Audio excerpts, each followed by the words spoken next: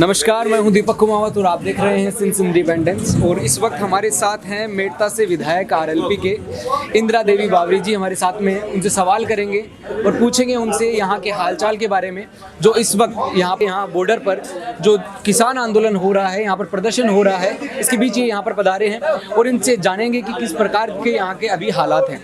नमस्कार जी। नमस्कार।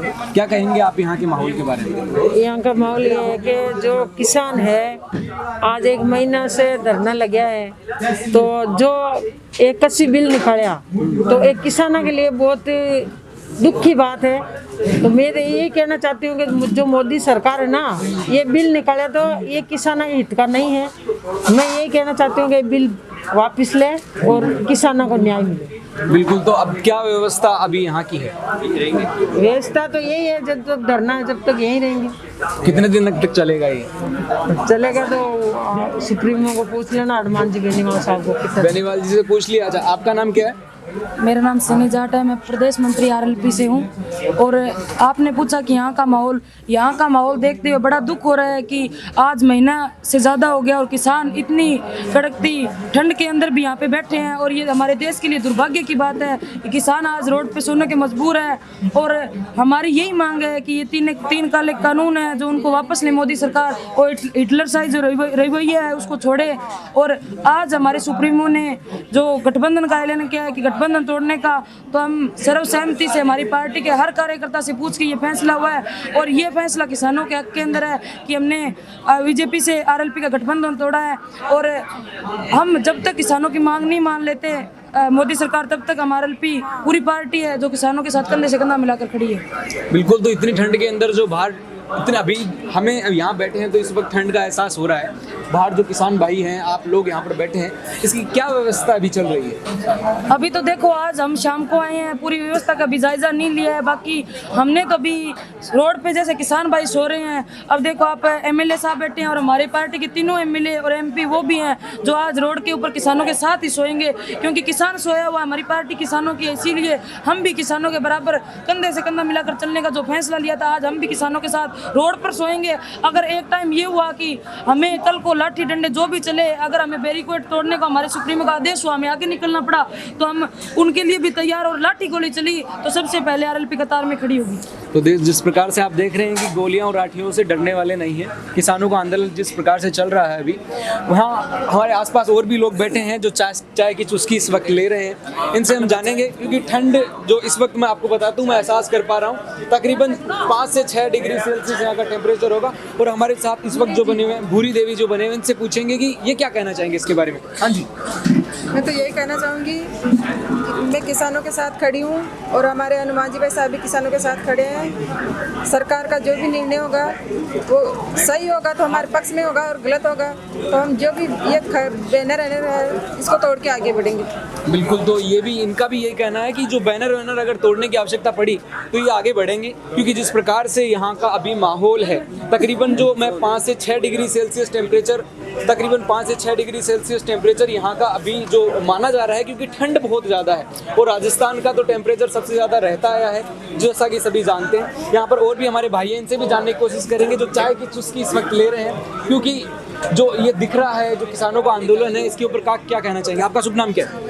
दयाराम बाबू, आरएलपी का कार्यकर्ता हूँ। चाय की चुस्की ले रहे हैं, ये हमारे लिए बहुत दुख की बात है। मोदी जी ने हमको कितने गर्व से वोट दे के जिताया कि हमारे किसानों का भला होगा, लेकिन हमारे को ये नहीं लग रहा है कि मोदी जी किसानों के लिए भला कर रहे हैं। वो उल्टा ही किसानों को कोस रहे हैं। अगर मोदी जी इतना भला चाहते हैं तो स्वामीनाथन के आयोग की रिपोर्ट लागू करें ताकि किसान मालामाल हो जाए, और आप हमेशा आपके साथ रहें। बिल्कुल। जैसा कि आप भी कह रहे हैं कि यहाँ पर जो एक तरीके से ये भ्रष्टाचार का रूप भी दे रहे हैं, इसको कुछ लोगों से सुनने को मिल रहा है कि भाई ये भ्रष्टाचार है, इनमें इनका फायदा है, ये अडानी और अंबानी को इसमें बड़ा बनाना चाहते हैं। इसके लिए क्या कहेंगे आप? इसके लिए ये कहना चाहता हूँ, किसान आज जिस दुख के साथ रोड पे खड़ा है और इतनी कड़ाके की ठंडक के अंदर सड़क पर सोया है। मोदी जी अगर चाहते हैं किसानों के हित के बिल है तो क्यों नहीं किसानों से बात कर रहे हैं, पीछे क्यों खिसक रहे हैं? दिन ब दिन हमेशा ये बात करते हैं 29 को मीटिंग करेंगे, 30 को करेंगे, हमेशा डेट आगे किया।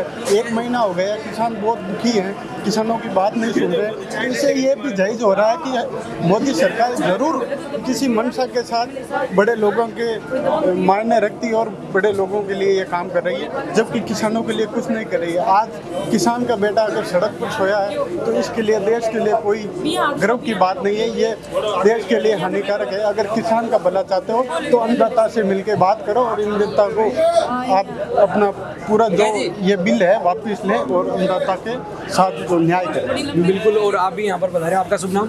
मेरा नाम दयाल जाखड़ा है, मैं गंगानगर सूरतगढ़ से आया हूँ।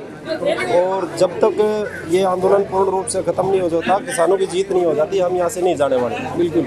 और मेरा तो मोदी जी से एक निवेदन है, वो हमारे देश के माननीय प्रधानमंत्री है, तो मैं निवेदन करता हूँ कि जो इस देश का अन्नदाता है, आप उसी के साथ अन्याय कर रहे हो और किसान आपसे कुछ मांग नहीं रहे, बल्कि वही किसान आपको कुछ दे रहे हैं जो आप किसान को देना चाहते हो, वही तो किसान आपको वापस देना चाहते हैं। भैया आपने 3 ये काले कानून दिए या आप वापस लो, कुछ मांग थोड़ी रहा है। इस देश का अन्नदाता आज खुद मोदी जी से कोई मांग नहीं कर रहा, बल्कि मोदी जी को दे रहा है कि आप अपने कानून वापस लो और इसका कोई दूसरा तरीका निकालो जिससे किसान मजबूत हो। बाकी मेरी एक सोच है कि जो हिटलर की चाल चलेगा वो हिटलर की मौत मरेगा।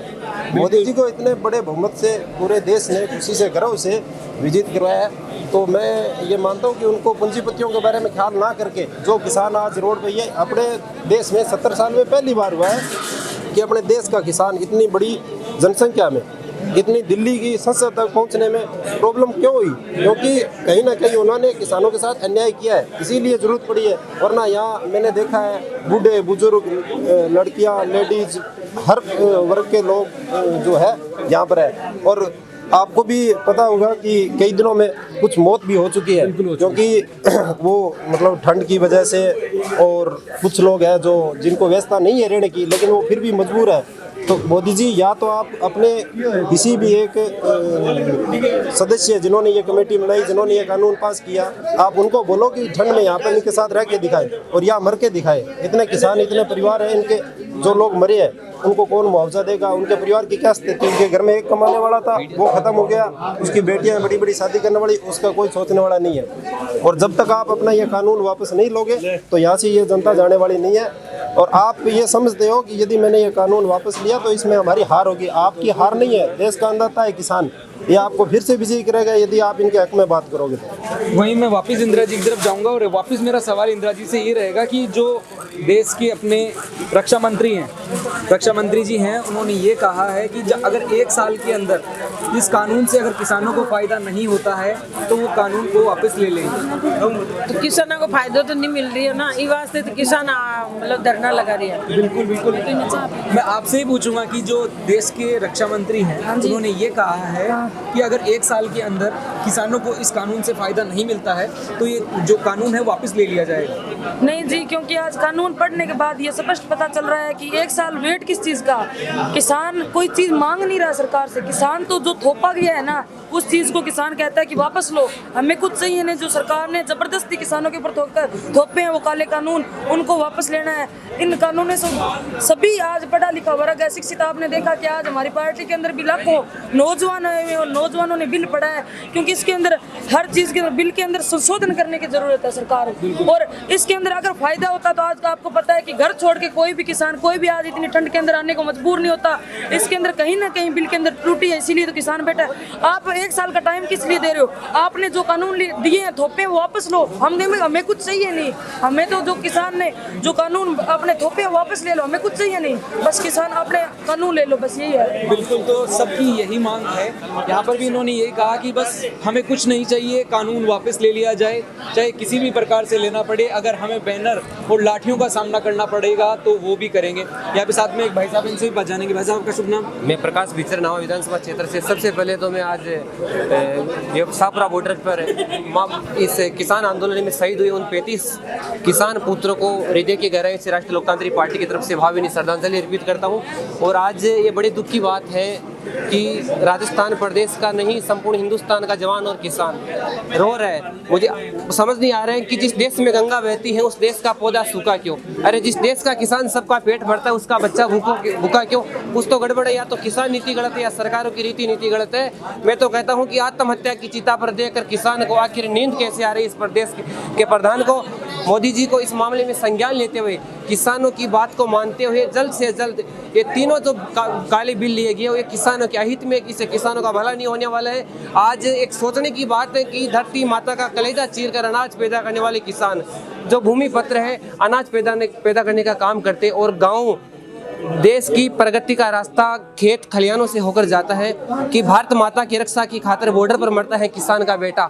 और आज किसान के ऊपर जो अत्याचार हो रहे हैं वास्तव में आज़ादी के 100 सालों बाद में भी कभी नहीं देखा होगा ऐसा। और आज इस किसान विरोध आने के बाद में मोदी जी की लोकप्रियता का ग्राफ जो घटा है वो वास्तव में सोचनीय बिंदु में। तो मोदी जी को मंच आपके मीडिया के माध्यम से कहना चाहूँगा कि किसानों का इस बिल से भला नहीं होने वाला है। हनुमान जी बेनीवाल राष्ट्रीय लोकतांत्रिक पार्टी के सुप्रीमो ने जो कहा है कि स्वामीनाथन आयोग की रिपोर्ट की जाए, लागू की जाए और किसानों की संपूर्ण फसल जो उनके खेत में पककर तैयार होती है वो सारी फसल एमएसपी रेट पर न्यूनतम समर्थन मूल्य पर उसकी खरीदारी की जाए। कई बार क्या होता है मूंग की फसल जैसे बारिश हो गई, अतिवृष्टि हो गई, मूंग काली पीली पड़ गई तो उस परिस्थिति में किसानों के मूंग को खरीदे नहीं जा रहे हैं। तो सरकार से हमारी मांग है कि वो अतिवृष्टि हुई उसमें किसान का कोई किया हुआ नहीं है। तो इसलिए दर्शकों मैं आपको ये कहना चाहूँगा कि दर्शकों को आप ये बता दीजिए आसान भाषा के अंदर कि इससे नुकसान क्या है और फायदा क्या है। फायदा यही है कुल मिला देखिए जैसे कि आप यहाँ आंदोलन कर रहे हैं तो आप ये कह रहे हैं कि इससे नुकसान ही नुकसान है, कुछ लोग ये भी कह रहे हैं कि इससे फायदा भी है। तो आप दर्शकों को बता दीजिए कि इससे नुकसान क्या है, फायदा क्या है, फायदा है या नहीं है, नुकसान ज्यादा है क्या है। देखो ये बिल्कुल किसानों के हित में, इससे फायदा तो कुछ होने वाला ही नहीं। अगर फायदा होता तो आज मैं कहता हूँ आज सुबह की आपको बात है जो केंद्र सरकार की भारतीय जनता पार्टी की सरकार जो ये बिल लाई उसी सरकार के कई लोगों से हमारा मिलना हुआ। वो खुद हमें ये बोल रहे हैं दबे कुचले शब्दों में कि एक किसान विरोध जो बिल है वास्तव में किसान विरोधी बिल है। तो हमने कहा कि साहब फिर आवाज बुलंद क्यों नहीं करी किसानों की? तो उन्होंने कहा कि हम पार्टी में हमें मजबूर होकर हम बोल नहीं सकते। पर ये बिल किसानों के हित में इसलिए कि इससे किसानों का भला नहीं होने वाला और ना किसानों की जो संपूर्ण फसल है वो समर्थन मूल्य पर उसकी खरीदारी होगी। और कुल मिला के खेत उसी का होता है जो खेत जोतता है।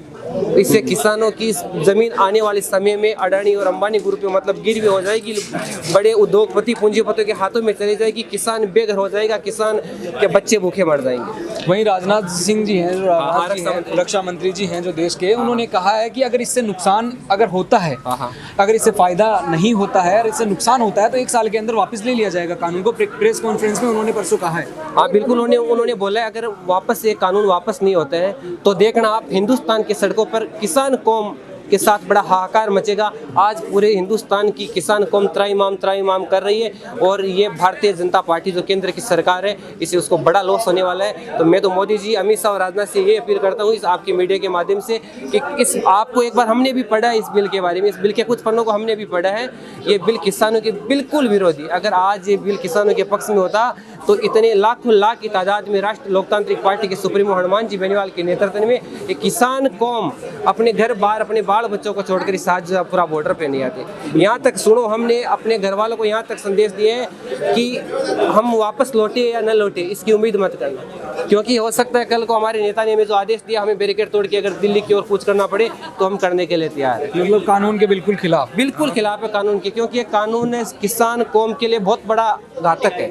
और देखना आप अगर ये कानून इस पर केंद्र की सरकार गौर नहीं फरमाती है तो केंद्र की सरकार को इसका बहुत बड़ा खामियाजा भुगतना पड़ेगा। और वो चुनावों के माध्यम से आने वाली 2024 में जब लोकसभा का चुनाव होता है तब मोदी जी का मिशन मुझे ये नहीं लग रहा कि इस माध्यम से पूरा होगा, क्योंकि पहली बार 6 सालों में देखने को मिला कि मोदी जी की लोकप्रियता में इन 2 महीनों में इतनी गिरावट आई है। वो किसान कौम की, पूरी किसान कौम इनके विरोध में खड़े, भारतीय जनता पार्टी के जो कार्यकर्ता जिन्होंने किसान कौम को वोट, भाजपा को वोट दिए, वो किसान कौम भी आज इनके विरोध में खड़ी है। बिल्कुल। तो आप कह रहे हैं, आपका नाम मैं वापस भूल गया एक बार। मेरा नाम प्रकाश विचर है, मैं नवा विधानसभा क्षेत्र नागौर जिले से आता हूँ। तो प्रकाश जी ने जैसा बताया कि अगर उसके लिए कुछ भी करना पड़े, अगर बैरिकेड तोड़ना पड़े तो वो भी करेंगे, लेकिन अब इसके लिए 1% भी सहन नहीं किया जाएगा। और जो इस किसान जो बिल पास हुआ है इसके अंदर उनका नुकसान ही है, कहीं 1% भी इसका फ़ायदा नहीं है। और हम भी यहाँ पर इस बॉर्डर पर यहाँ पहुँचे हैं ताकि हम जान सके कि वास्तविकता क्या है। इसलिए आपको हर चीज़ हम बराबर यहाँ से दिखाने की पूरी कोशिश करेंगे कि वास्तविकता में जो किसान आंदोलन चल रहा है इसकी सच्चाई क्या है। कुछ मीडिया इसके लिए कुछ अलग दिखा रहा है, कहीं कुछ अलग चल रहा है, लेकिन वास्तविकता जानने के लिए फील्ड पर उतरना आवश्यक है। इसीलिए हम आपके लिए यहाँ पर आए हैं ताकि आपको बराबर अपडेट दे सके। कैमरामैन कुणाल भटनागर के साथ मैं दीपक कुमावत, सिंस इंडिपेंडेंस, जयपुर।